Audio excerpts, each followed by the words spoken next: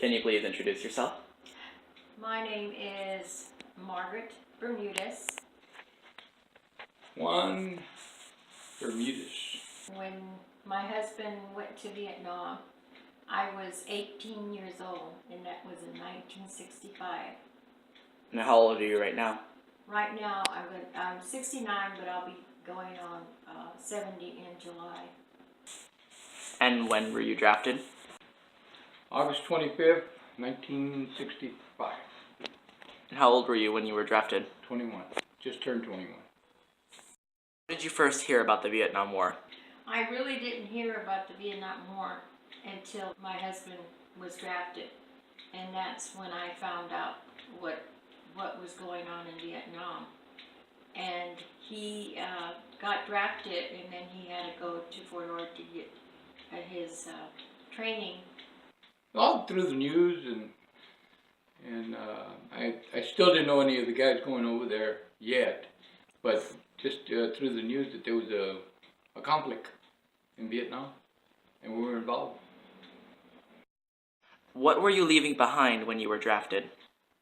A good life, a lot of fun, a beautiful wife.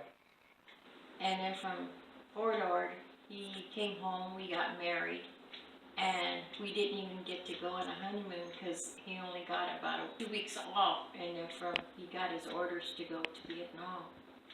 And he was there for a whole year, and it was hard because I didn't know where he was at until he wrote to me and told me he was in Bam Mae Tuot, and that's where he was at in the middle of the jungle. And what he used to do is phones to all the bases when they try to get, he would have to answer it to find out certain things about what's going on, and then plus he had other of the soldiers would take turns, and then plus if a line would break, he would have to go out in the jungle to fix the lines on the pole, and he had to go, and he had to take his rifle with him and everything because they were actually snipers out there. What kind of training did they put you through? The most thing that they train you on is taking orders. So you're not only becoming a soldier, all the training to be a soldier, how to fire your weapon and all that other stuff, how to throw a grenade, and not only that, but even the schooling. But I think the main thing that they're teaching you is how to take an order, because no matter what, doesn't matter if you're under attack or your life is on the line, you have to follow orders. And that's probably the most important thing that they train you on, is how to take orders. And it's always push, push, push. And if you don't follow orders, you land up in a stockade. You were afraid that he wasn't going to come back. I was afraid, but I always had hope, and I always prayed that God would take care of him for me. But it was hard because I would hear different things on TV, what was going on and everything, and they would show pictures of the bombings and people getting killed, even the people from Vietnam getting killed. But it was hard. It was very hard to see that. And we were actually he was there for a whole year, so we were separate for a whole year. When you were drafted, where did you go? First I went to Fort Ord for basic training. I spent 2 months after I finished that. They sent me to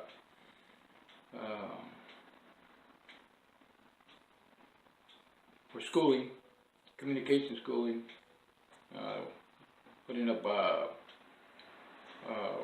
telephone lines, and then they sent me to Camp Roberts. It was over there by Paso Robles for TDY, which is temporary duty, and then I got my orders to go to Vietnam. Were you ever afraid? No, not really. Just afraid that I was gonna mess up. That I, couldn't. The basic, training was just push, push, push all the time. And I think but the only thing you were doing was just worried about making a mistake.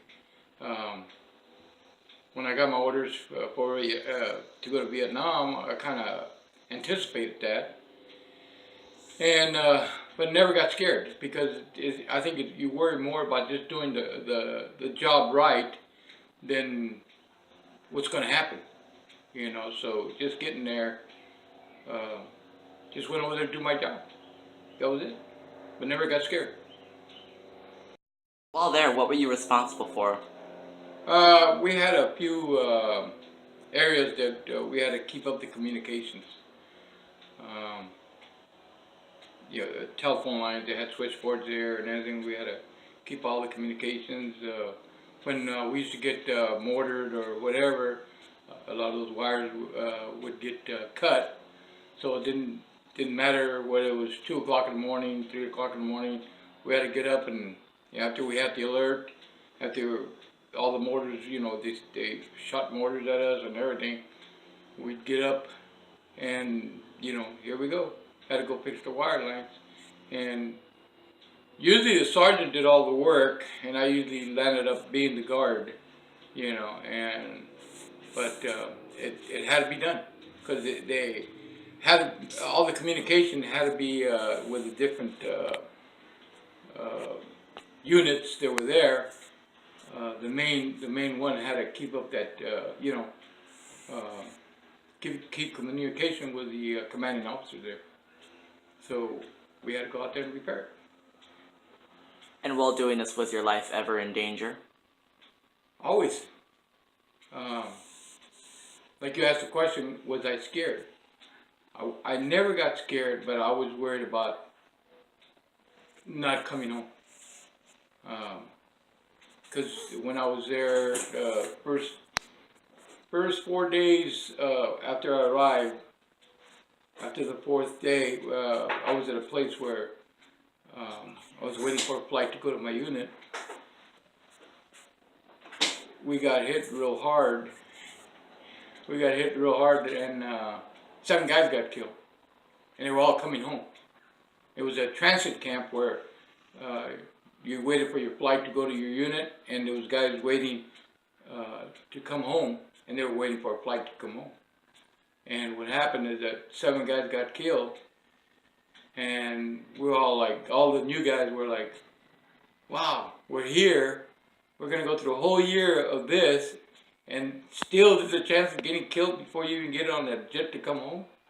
So that kind of made you think quite a bit, but that's about the only thing I was worried about, just coming home, when, make sure, to get home. But other than that, I never got scared. Doing during the time he was drafted and in Vietnam? I stayed with my mom and dad, and I was doing aunts and keeping busy, and the only way I could keep contact with my husband is by letters. That's the only way we could be in contact with each other. And in fact, my husband didn't get mail within 4 months because they actually lost them where they were stationed at. And so it was hard. It was very hard. But with God's help, I knew that he would be back. It was just being patient and everything. And I wish things would have been like it is now, that they get to see their husbands when they're in the service or somewhere, or when they're in Iraq, they get to see them on their on the phone, because they have that what do you call it, smartphone, or that they can see each other. Yeah, they have the new smartphones where they Yeah. have all these apps where they can Yeah, call but we didn't have that. So that, I think it was hard for any wife. It was hard because we actually didn't get to see them, but the only thing we would get is mail. And that's the only way we would find out, that he was doing good. whatever. And I was always worried because I was afraid that one day I would get a letter saying that he was hurt or whatever, but it never turned out like that, so I was happy. So I was real happy when my husband got home. How long were you drafted for? 2 years active, 2 years reserve, and 2 years standby. It's a 6-year obligation. Did anybody you know get drafted with you? Oh, a lot of my friends got drafted. Some got drafted in the Marines because there wasn't enough. Because of the Vietnam War. There was a lot of people that, a lot of men that weren't joining the Marines. So after the Army was the only one that was drafting at the time, and a year later, after I got drafted into the Army, the Marines started drafting because they weren't getting enough men to join the Marines. And but I had a lot of friends, school friends, and that we all got drafted. Did you have to see any of them go? Like, did any of them survive, or did some of them not? I have 2 good friends that both got killed. One was a Marine, and one was he was airborne, infantry airborne, and he got killed. Good friends too. Do you have any stories from surviving friends that you saw after you got home? A lot of stories. One good friend from the old neighborhood who started working where I was working when he came back, because I had read it about him in the paper. He had received a Purple Heart for getting wounded. And so we were working together, and I asked him, I said, hey man, how'd you get that Purple Heart? He goes, he said, because he got drafted by the Marines. And he said, we were out in patrol. I was with a squad, and there was about 10 of us, and one guy, the point man who walks way ahead, was walking, and he stepped on a mine, and he got blown to pieces. So as soon as that happened, they started getting fire from the BC, the Viet Cong, and they all hit the grass. They were all in the middle of the jungle, and they all hit the grass, and he tried to fire his weapon. That's when the M16 had just come out.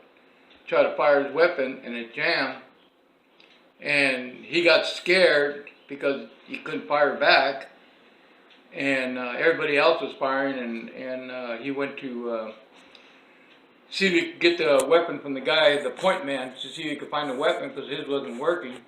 So he finally found the weapon, and he went back to the area, but on the way over there, he felt something really painful and really hot, and in his stomach area, and but he crawled over there and got the weapon and started firing the weapon, and that rifle jammed too. And after that, he just laid down, and he finally put his hand on his stomach. Why, was it so much pain and hurting? Because he had gotten shot in the stomach, and his guts were sticking out. So what he had to do was push as much guts back into his stomach, and just lay there until the other guys, the rest of the squad, would come over to his aid, and then they had to call a medevac, calling choppers to come and get the wounded out of there. But that's how he got his Purple Heart. And bad part about it, he just died about 2 weeks ago from Agent Orange, and he got leukemia from Agent Orange. And most of us all have it. We all have it. I have it.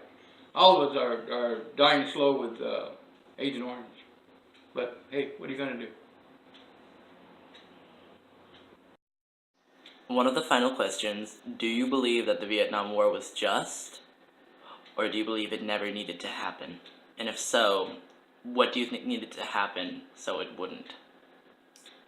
I think that I felt bad for all the soldiers in Vietnam because most of them were drafted and they were all young, because my husband was 21, and there were some soldiers that went later on, they were only 18, 17, and I even found out there were some that were 16. I don't know how they got into Vietnam in serving their country, but there was so much here in the United States that they were against the soldiers being there in Vietnam, and there were so different opinions that it was hard. And the saddest part was when my husband got home from Vietnam, his sergeant told him not to wear his uniform because there was people spitting on the soldiers. The ones that were coming back from Vietnam, that's the way they were treated. And that was very unfair, because they went to serve their country, and that's the way they were treated. So do you believe the war needed to happen, or do you believe it shouldn't have happened?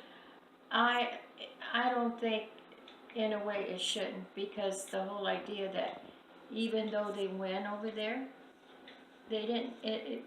They lost, because Vietnam is the one that came out of it, and a lot of soldiers died, and they died for our country, and a lot of people didn't even, to me, didn't even care if, and it really broke my heart, because a lot of them were young, and, and it changed for my husband, because he had a life before he went into Vietnam, and everything changed when he got home. So actually he had to start again, and it was hard, and I know it was hard for him, but a lot of people don't understand that. And what do you think should have happened to avoid the war? I really don't know. I think they should have thought hard about it, but I don't know. I really don't know why they sent so many soldiers over there, and the sad part, so many soldiers got killed. And, and the whole idea is that a lot of people have to look at any war, that we're losing a lot of young soldiers, and it's still happening, and it's hard. It's hard, but I give the soldiers a lot of credit that they're out there serving their country, and there's a lot of soldiers getting killed. So that's my, and I don't know, it's hard to say that maybe it shouldn't have happened, but it did. So, I'm just sad, because a lot of soldiers died for no reason. They gave their lives for Vietnam, and a lot of people didn't, appreciate what those boys did, or what my husband did for their country. So. Before we end this interview, do you have any advice for the people who are going to watch this? Well, if you're going to claim of being patriotic, serve your country. If you're mentally able, if you're physically able, serve your country. Because if you don't, you're going to regret it for not serving your country. Because, if you want to say so in this country, then you feel that you're a true patriot, serve your country. And I didn't like being drafted. I hated the Army. But I'm glad. I'm glad I served my country. I couldn't wait to get out. But I'm still proud that I served. I did my job. They sent me over there. Luckily, I came home in one piece and started my whole new life with my new wife. But I just feel if you're gonna think that you're a patriot and you want to be patriotic, serve your country. That's it.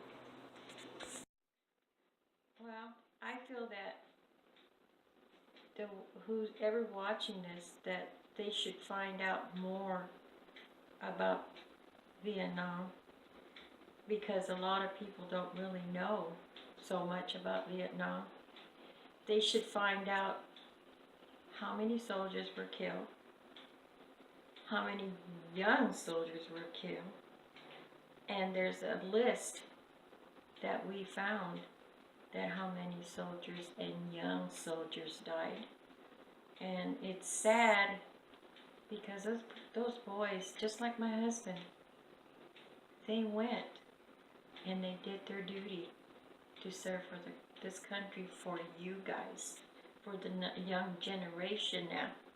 Now we have still Iraq and the other places where they're fighting for us, what they're doing and everything. So it's the young generation should find out what's really happening here in the United States and what's going on, and finding out about the wars and any war, War One, War Two, and find out, you know, the men, all the older men that they're in their 80s, 60s, and the 90s, and you know, and they went through a lot, and the same thing's going with my husband.